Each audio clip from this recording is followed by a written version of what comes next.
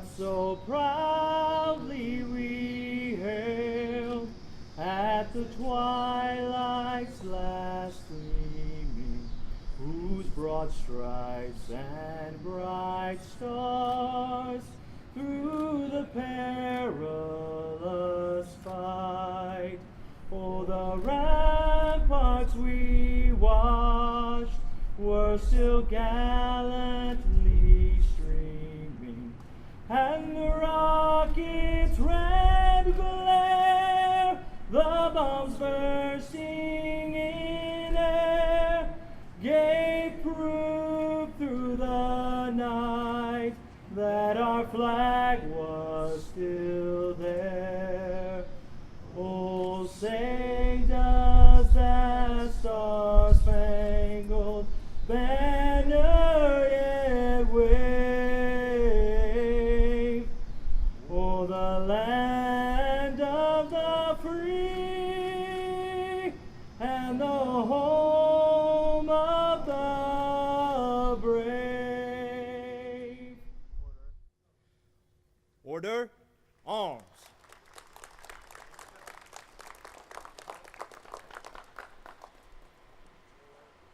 Detail at ease.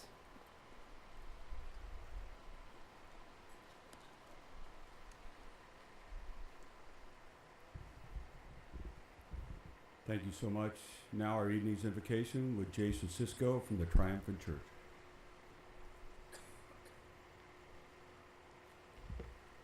Let's bow our heads together. Father, on this beautiful evening, we feel hope in our hearts as the wind blows, and we're remembering that you have brought us through a very horrific storm, but we feel the resilience of your spirit, and the people of this great state and of this great city are standing here feeling great gratitude for you, for how you've protected us and taken care of us. But we also thank you for all of our first responders and all who have protected this city even when it wasn't in a storm or wasn't in a crisis, and oftentimes are forgotten for the service that they give. We're thankful that we can also remember those who lost their lives during the terrorist attack on 9/11, and remember that America stood together then and still stands together now, one nation under God. We ask you, Lord Jesus, tonight that you would just overshadow us with your blessings, and that everyone would feel encouraged and inspired, especially our first responders, in Jesus' name.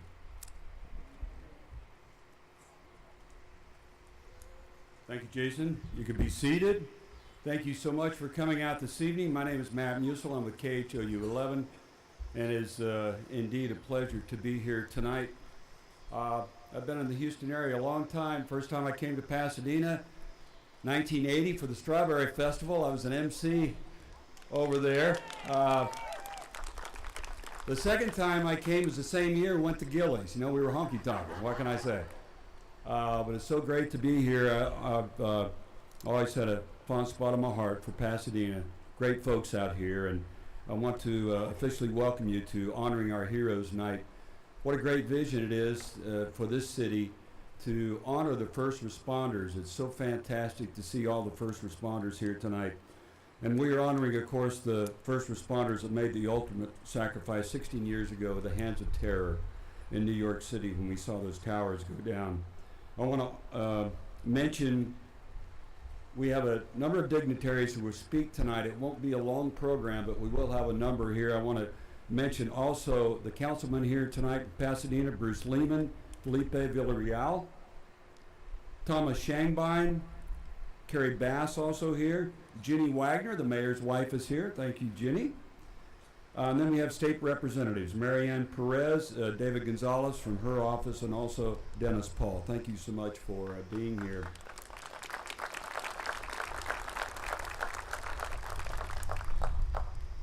I don't want to go any further without recognizing the bagpipers, because those guys are very talented, from St. Thomas Episcopal School, Charles Corso, Arvin Mohan, and Lucas Bowers. Great job, guys. We will hear from them again in a little bit. And how about the voice of Sergeant Craig Hamilton? He sang the national anthem. All right, now that we've got that out of the way, let's welcome up the mayor of the fine city of Pasadena, Jeff Wagner. Jeff, come on up.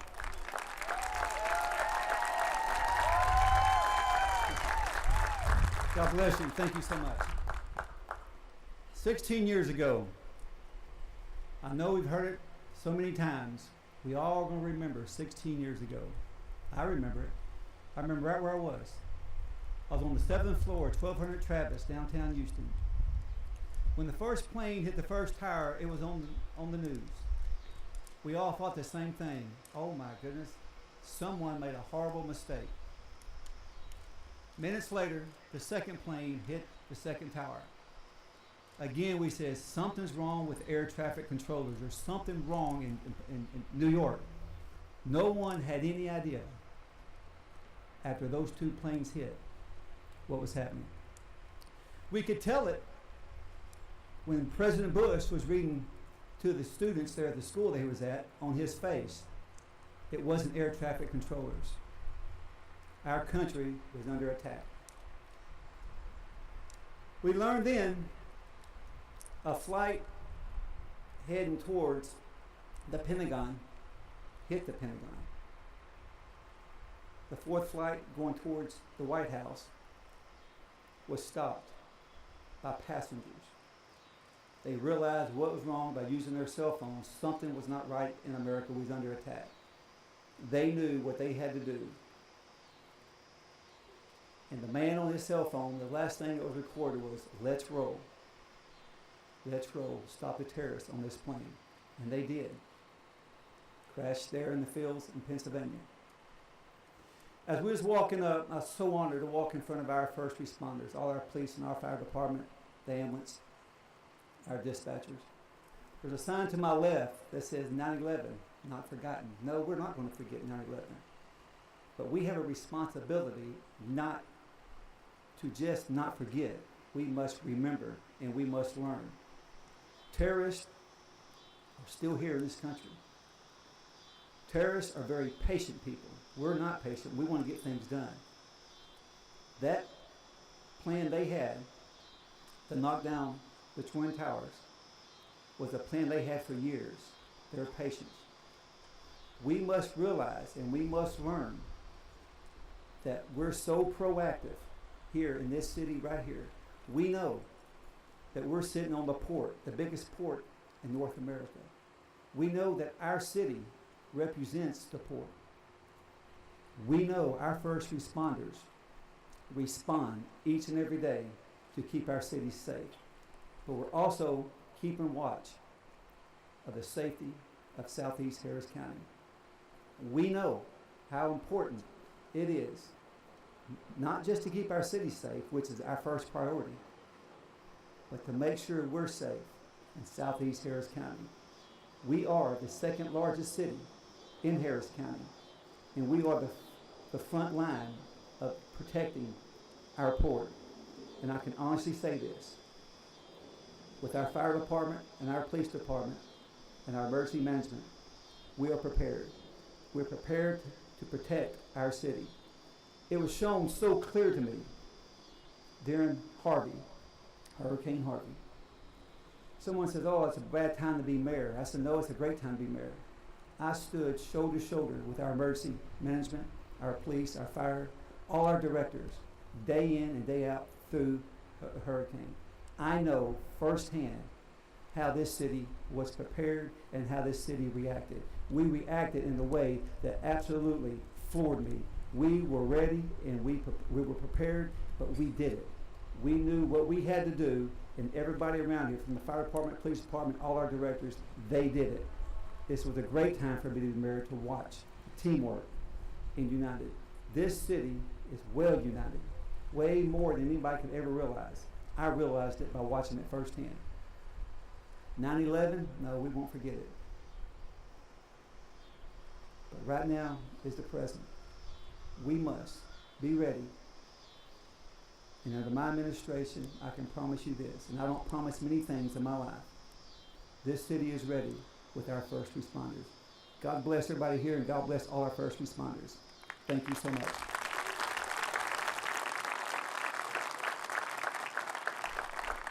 Well said, Jeff. And if you don't know, of course, he's retired Houston police officer, so he knows all about first responders. Well, we take this evening to remember and honor. Our next speaker reminds us that in tragedy comes strength. Please welcome Dr. Ron Lyles, Senior Pastor with South Main Baptist Church.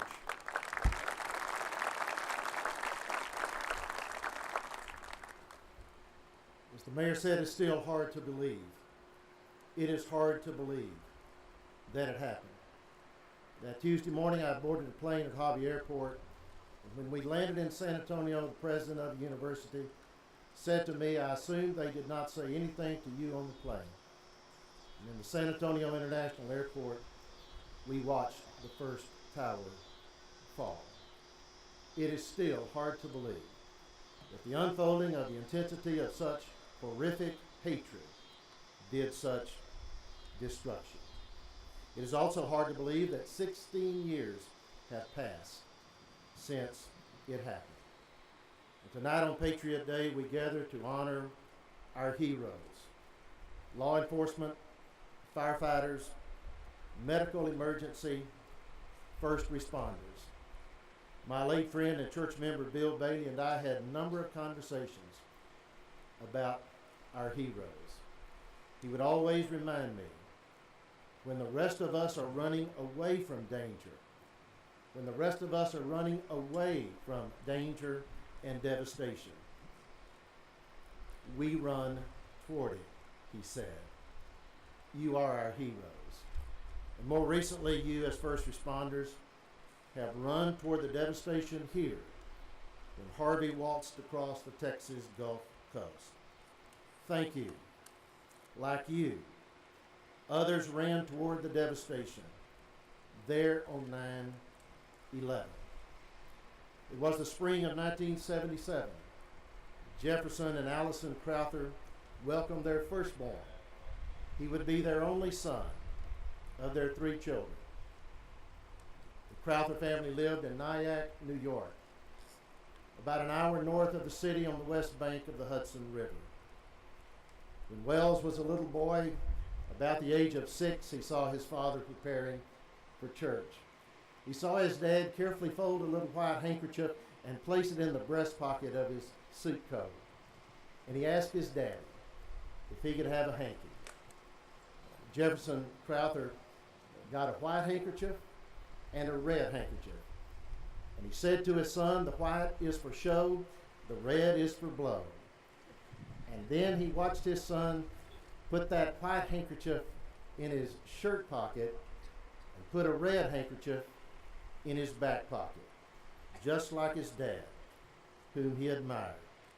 He also admired his father because his dad was a volunteer firefighter at the Empire Hook and Ladder Station No. 1 in Nyack, New York. He went with him and polished and shined everything in the station he could find. And then at age 16, he was proud to become a junior firefighter and serve alongside his dad.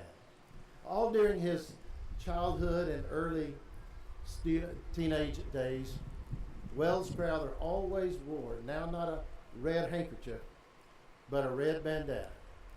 You would always see him with that wrapped around his head in all of his youth sports. When he went away to Boston College and played on the lacrosse team, he would always have that red bandana under his helmet. And when he finally finished his degree in economics, an honored graduate from Boston College, he got his first job at Sandler, O'Neill and Partners, an investment banking company. He went to work in an office behind a desk on the 104th floor of the South Tower at the World Trade Center. But he would often say to his dad every day that he sat at his desk, he really did desire and had plans either to join the fire department of New York or the FBI. He was at work behind that desk at 9:03 a.m. on the 104th floor when United Airlines Flight 175, scheduled from Boston to Los Angeles, crashed into that tower. He made a phone call to his mother. He left her a voicemail at 9:12. Mom, this is Wells. I want you to know that I'm okay. And then he went down the stairs where he found on the 78th floor a group of folks that were standing in an elevator lobby, and the elevators were not working. And the investment banker part of him gave way to the first responder heart within Wells Crowther. And he gave authoritative commands. He said, if you're able, please stand up. And if you're not, then someone else will come to you. He led folks down 15 floors, the stairway, to find a working elevator. He put them on that elevator to go down, and then he went running back up. And that's when it was said that in order for him to breathe, he pulled that red bandana out of his pocket and put it over his mouth and nose. He led two more groups down to the 63rd floor. And while they went on down to the main lobby floor and exited the building, Wells Crowther went back up. His body was not found until March of 2002. But at least 18 people declared that their lives had been saved by Wells Crowther. They didn't know his name. They simply described him as the man in the red bandana. And last September, Tom Rinaldi wrote a wonderful book about the life of Wells Crowther entitled The Red Bandana. It's worth a read. And like the heroes we honor today, he ran toward when others were running away. I will never forget the picture of President George W. Bush when his chief of staff, Andy Card, whispered into his ear what had happened that September morning. It is a look of shocked disbelief. And where the president was at that moment was in Sarasota, Florida, reading a book to second grade students at the Emma E. Booker Elementary School. Ellen Javernick is a second grade teacher, not in Sarasota, Florida, but in Loveland, Colorado. She's not only a teacher of second graders, but she's an author of children's books. And several years ago, she wrote a book entitled, What If Everybody Did That? It was a book about a little boy that she did not give a name, about a little boy who did silly things. He went to the zoo and fed popcorn to a bear, and the zookeeper scolded him and said, what if everybody did that? He went to a wedding reception and licked icing off the wedding cake. And the caterer scolded him and said, what if everybody did that? He spoke up at story time in the library and was shushed by the librarian. And then she said, what if everybody did that? A fire truck came by and he stood up to see where it was going while he was on the school bus. And the driver looked back and said, sit down, what if everybody did that? And then he went home, and after being scolded all day, he gave his mother a big hug. And the author says, and what if everybody did that? Like the heroes we honor today who do it routinely. What if everybody, all of us in smaller ways, did what they do? Think of the needs of others instead of ourselves, seeking to help others whenever and wherever we can in an unselfish way. What if everybody did that? We can, so we should. And in the most horrific of times, it is often that we see the most heroic of deeds. It is the working out of that wonderful verse in our scripture which says, even in bad things, God is at work for good. What if everybody partnered with God in doing good, even in the midst of something terribly bad?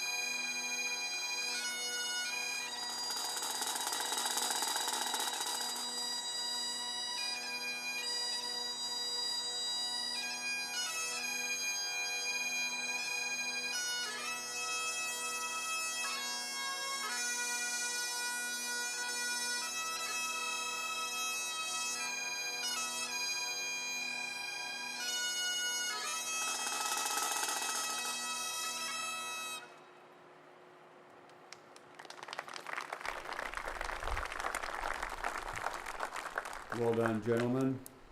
Now let's observe a moment of silence for those who lost their lives in those 9/11 attacks.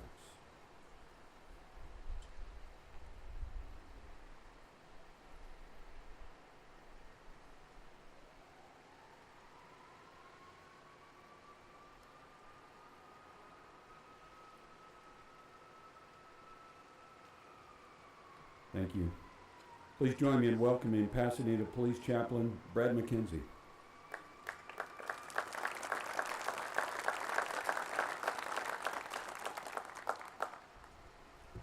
Well, we understand that our first responders, our police and our firefighters and our EMTs, they live by a code of service and a code of honor and a code of putting the lives and the needs of others before their own.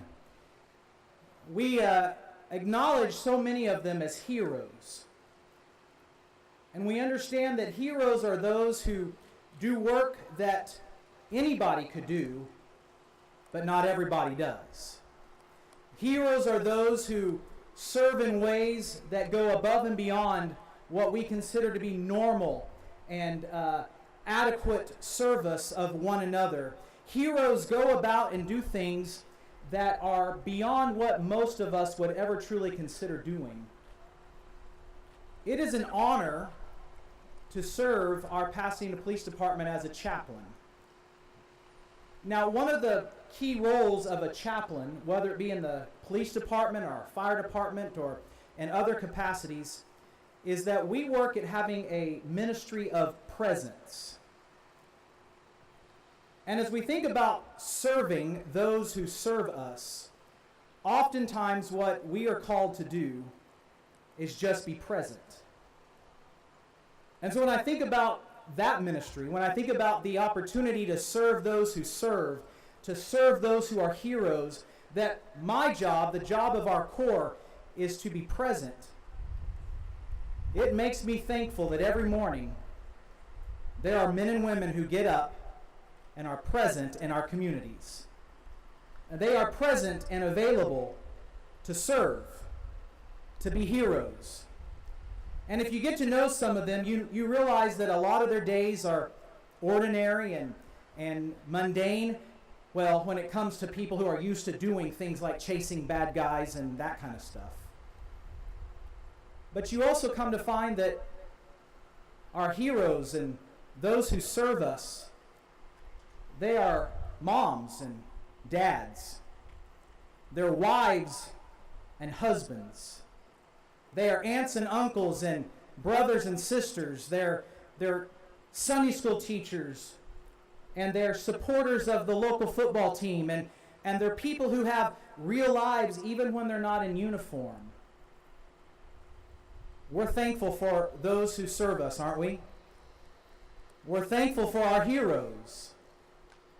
I'm thankful that they are present every day, every morning, every night, so that you and I can go about our lives. Thank you for being heroes. Thank you for serving. Thank you for being present.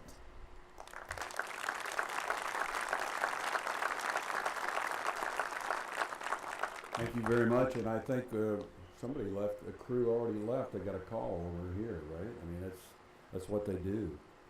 In addition to remembering the innocent lives taken on that September day, we also want to recognize Pasadena's everyday heroes, like Chaplain just mentioned, the police officers, firefighters, emergency medical services, and the dispatchers who are so important in this role. These folks all sacrificed tirelessly on our behalf. They were really put to the test the last couple of weeks with Hurricane Harvey. We couldn't have done it without you. I don't know about you. I'm sure you're the same way. Whenever you see someone over the last couple of weeks, first thing you say is, how did you do in the storm? That's how we do it. Well, these folks, I was asking some of the city officials, hey, how'd you guys make out in the storm? I said, we were lucky. You know, we really didn't have many problems. We only had 1,000 rescues. That's 1,000 rescues. Thank you very much for 1,000 rescues for our first responders. Let's welcome out Merlene Staley, president of the Pasadena Strawberry Festival. She has some special presentations.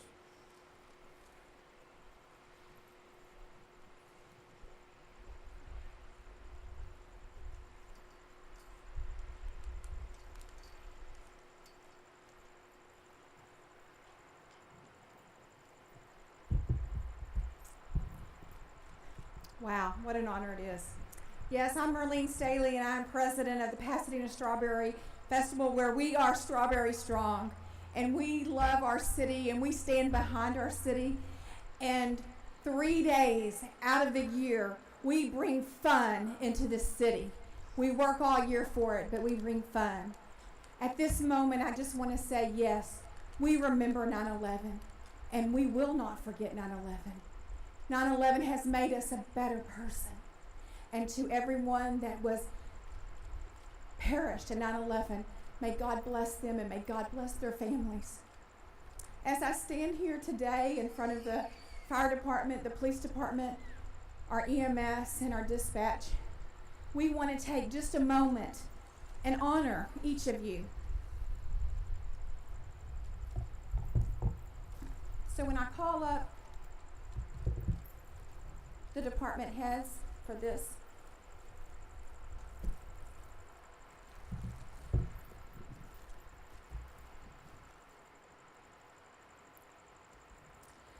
first of all, to the Pasadena Police Department, established in 1928. Would Chief Espinosa, our new chief. Thank you. Well, on behalf of the Pasadena Strawberry Festival, we thank you and your whole department for everything that they do and for always having our back. And we love the men and women in blue.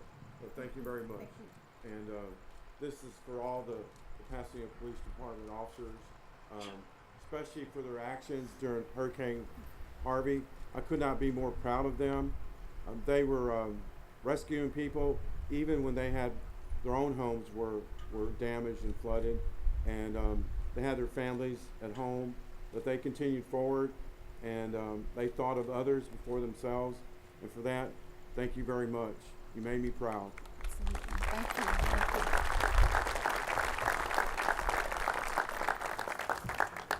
To the Pasadena Police Dispatch.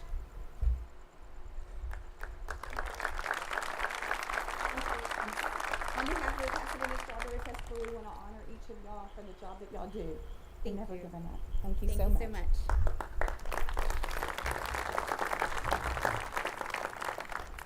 For the emergency medical services.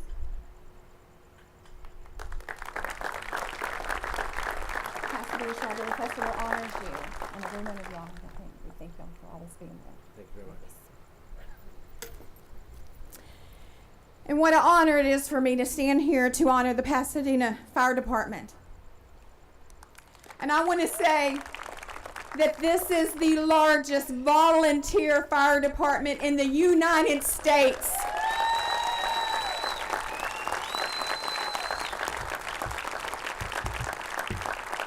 $200 men and women and 50 that are 200 that are active, 50 that are semi-active. And again, like they said, these are men and women that their houses were in water, and they stopped, went to the station to do what they do, to be the first responders.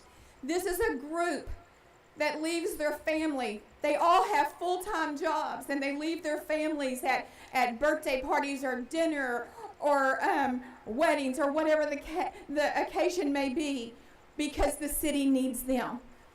To the Pasadena Volunteer Fire Department, with love and respect, we honor each and every one of y'all.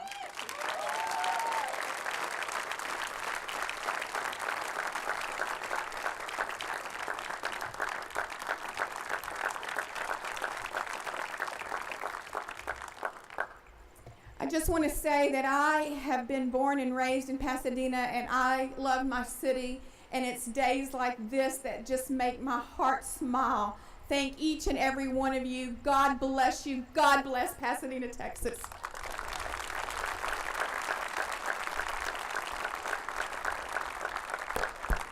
Thank you so much for that. Let's welcome back up here Chief of Police Al Espinoza for a few words now.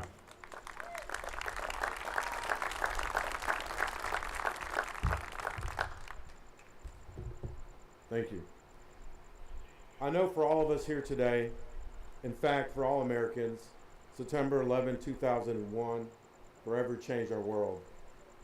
During the September 11 attacks in 2001, 2,996 people were killed and more than 6,000 others were wounded. These immediate deaths included 265 on the 4 planes, including the 19 terrorists, 2,606 in the World Trade Center and its surrounding areas, and 125 at the Pentagon. The attacks of September 11, 2001 were the deadliest terrorist attacks in world history and the most devastating foreign attack on American soil since the attack on Pearl Harbor, December 7th, 1941. Most of those who perished were civilians except for 343 firefighters and 71 law enforcement officers who died in the World Trade Center and on the ground in New York City. One law enforcement officer who died when United Airlines Flight 93 crashed into a field near Shanksville, Pennsylvania. 55 personnel who died in the Pentagon in Arlington County, Virginia, and 19 aboard the 4 aircraft. Overall, 2,605 U.S. citizens, including 2,135 civilians, died in the attacks, while an additional 372 non-U.S. citizens also perished, which represented about 12%. More than 90 countries lost citizens in the attacks, including the United Kingdom, the Dominican Republic, and India. Just as December the 7th, 1941, Pearl Harbor Day, defined a generation, September 11 has forever shaped who we are and how we live our daily lives and what we believe in. But unlike Pearl Harbor, in which one nation attacked a military installation, this time an organization of terrorists, not operating under the flag of any nation, attacked thousands of unsuspecting innocent men and women. Our sons and daughters, grandsons and granddaughters, husbands and wives, co-workers and friends who were doing nothing out of the ordinary for a typical Tuesday morning. Bankers and brokers, analysts and administrative assistants, technicians, designers, some just starting out in the workplace, some at the apex of their careers. Pilots and flight attendants, vacationers, business travelers, and those flying across the country to see friends and family. And police officers and firefighters who took an oath to protect and serve the hardworking public no matter how horrific the circumstances may be. All of these individuals we remember here today committed no offense against another nation. They held no ill will towards others. They did not subscribe to dogmatic principles centered on the destruction of those different from them. They were merely going about their daily routine, working hard to provide for the families and to build a life they dreamed of. I believe what shocked us most that morning was not the unthinkable diabolical method used to attack us, or the scope and the magnitude of the attacks, but that it was a way of life that was attacked, a way of life that embraces freedom and democracy, our way of life that rewards hard work and perseverance and yet encourages selfishness and generosity, our way of life that recognizes and respects varying opinions in society and still preserves the rights of all to express their opinions, our way of life that allows us to worship freely and to look differently. The United States of America remains one of the most desirable places on this planet to live, not for our oceans and our plains, not for our mountains and rivers, not for our cars, our homes, our technology, but for our freedom. The attacks on the morning of September 11th provided us with an ugly, painful reminder of the hatred and evil and the rage and resentment which resides in the hearts of some. In the days after September 11th, we were left to console the inconsolable. In the weeks after September 11th, we tried to explain the explainable. In the months after September 11th, we tried to make sense out of the senselessness. And even today, 16 years after September 11th, we strive to find hope in the moments of hopelessness that still haunts us. Shakespeare said, "Everyone can master grief, but he that has it." None of us can prescribe to you how long or how deep your grieving process may take. None of us can prescribe to you how to heal your hearts. When we gather here next year, and the year after that, and 5 years after that, and maybe 10 years after that, nobody can promise you we will hurt a little less. Nobody can promise you that will ever be a time when you feel the emptiness. No words, no ceremony, no plaques, no stones. No amount of tears will ever replace your losses. And this memorial service cannot replace anyone's losses. But what this memorial ceremony can do is provide you, whether you lost a husband, wife, parent, child, grandchild, brother, sister, or friend, with encouragement to remember and mourn, to reflect, and to move on, each in our own way. And let this memorial ceremony provide us all here in Pasadena, Texas, with a daily reminder to take nothing for granted, to appreciate our freedoms, to count our blessings, to strive to help our fellow man, and to cherish our friends and families. And let this memorial service serve as a reminder of the American spirit which burns in all of us, that way of life which makes this the greatest nation on the planet Earth. Our American spirit is defined by our innate ability to reach out and help others even in times of unthinkable crises and unfathomable odds. This was proven during Hurricane Harvey here in Pasadena, Texas. Just think about the courage our policemen and firefighters who rushed into 2 burning towers to bring thousands to safety during September 11, 2001. Or the courage of Flight 93 passengers who resolved to save the lives of perhaps hundreds of other innocent victims on the ground by storming the cabin of their plane. Our American spirit is defined by our ability to move forward in the aftermath of overwhelming loss, even when it seems easier to quit.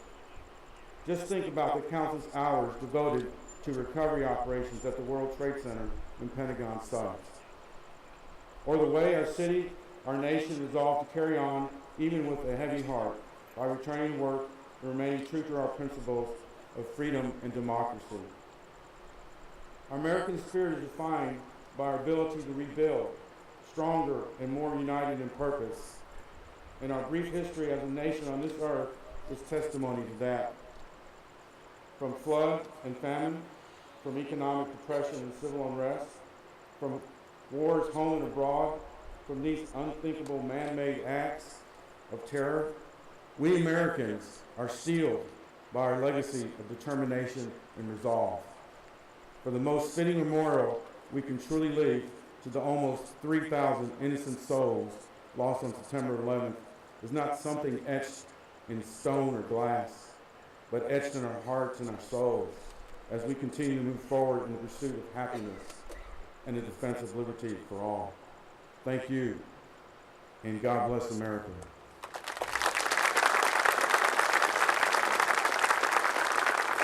Thank you, Chief Espinoza. Let's call up another chief now, as Merlene alluded to earlier, who heads up the nation's largest single city volunteer fire department. Let's bring him back up here, Chief Lanny Armstrong.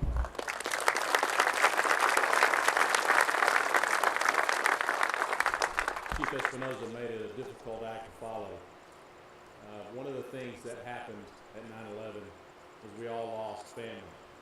The fire department is a huge family, as well as the law enforcement community. I lost 4 good friends that day. A friend of mine and I were talking. I had actually retired from the Houston Fire Department when that occurred, and I was in Singapore. Singapore is 12 hours ahead, and I was at a dinner that evening with my boss, who I'd gone to work for overseas, and he came to me and he said, I'll get you home any way we can. And I looked at him, wow, that was a short job. But I thought I was fired. And he said, no, I'll get you home as quickly as we can. And I said, what happened? And we went to a TV. We were at a reception in a hotel. And I immediately saw the towers burn.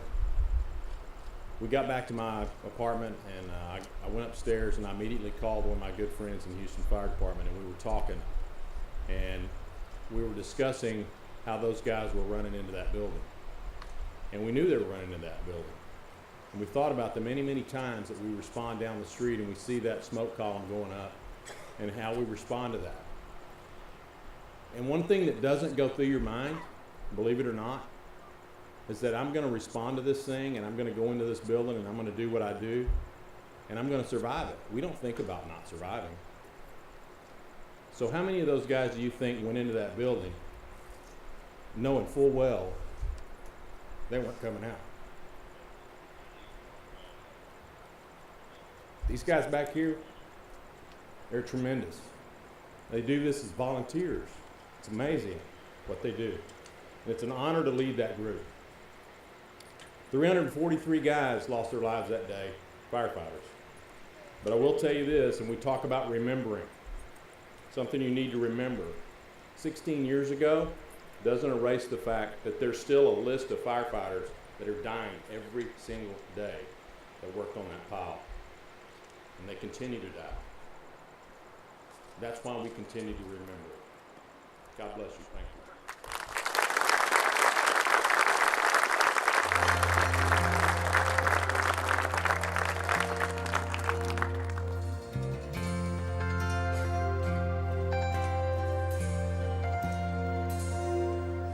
If tomorrow all the things were gone, I'd work for all my life, and I had to start again, just my children and my wife. Thank my lucky stars to be living here today, 'cause the flag still stands for freedom, and they can't take that away. And I'm proud to be an American, where at least I know I'm free. And I won't forget the men who died, who gave that right to me. And I gladly stand up next to you and defend her still today, 'cause there ain't no doubt I love this land. God bless the USA.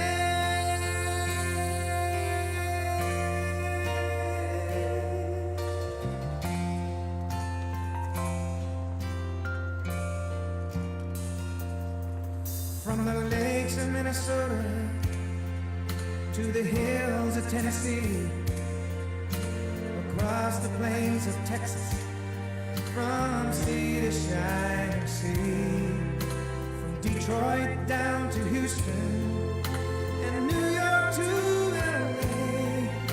There's pride in every American heart, and it's time we stand and say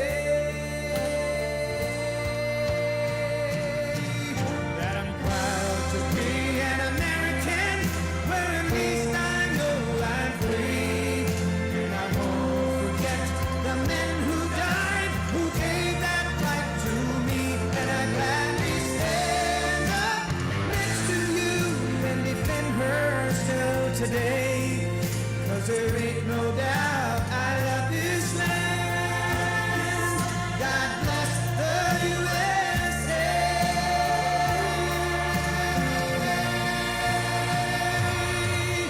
And I'm proud to be an American, where at least I know I'm free. And I won't forget the men who died, who gave that right to me. And I gladly stand up next to you and defend her still today, 'cause there ain't no doubt I love this land. God bless the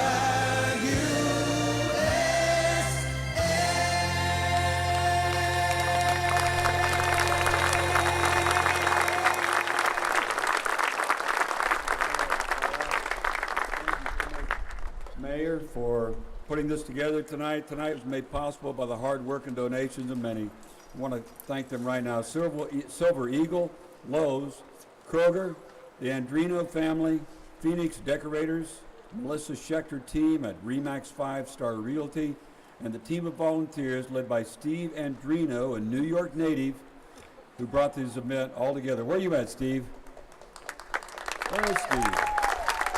Running around here. Stand up, Steve. Thank you so much for coming out tonight. On your way out, please take the opportunity to shake the hand and thank a first responder. It means so much to them, and it means so much, and you'll never know how much it means. Please shake their hands as you leave here tonight. Thank you so much for being here tonight. Enjoy the rest of your evening.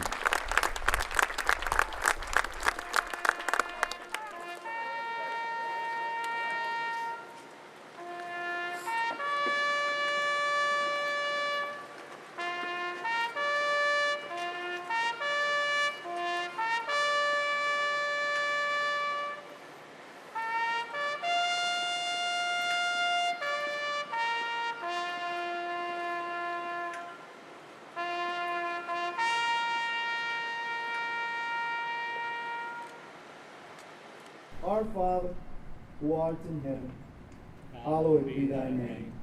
Thy kingdom come, thy will be done, on earth as it is in heaven.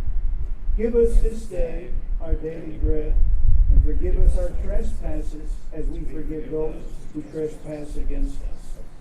And lead us not into temptation, but deliver us from evil.